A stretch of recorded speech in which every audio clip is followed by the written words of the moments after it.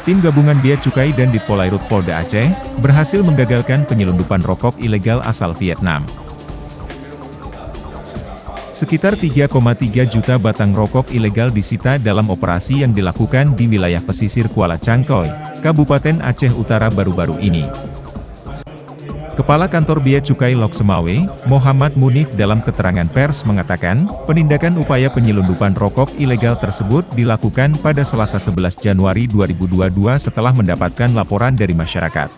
Pihaknya berhasil menegah 330 kotak yang isinya sebanyak 3,3 juta batang rokok dan menangkap 3 tersangka masing-masing berinisial R, S, B, dan S. Kini ketiganya telah dititipkan di Lapas Kelas 2 Belok Sukon, Aceh Utara untuk menjalani proses hukum. Rokok merek Niken diselundupkan dari Vietnam tidak dilekati pita cukai. Harganya ditaksir mencapai 6,6 miliar rupiah.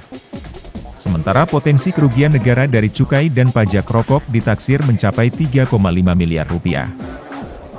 Seminggu yang lalu ya, kita atas informasi dari masyarakat. Kita berhasil menegah 330 box, itu sejumlah 3.300.000 batang. Dengan nilai barang taksirannya adalah 6,6 M. Potensi kerugian negara dari sisi cukai dan pajak rokok adalah 3,5 M.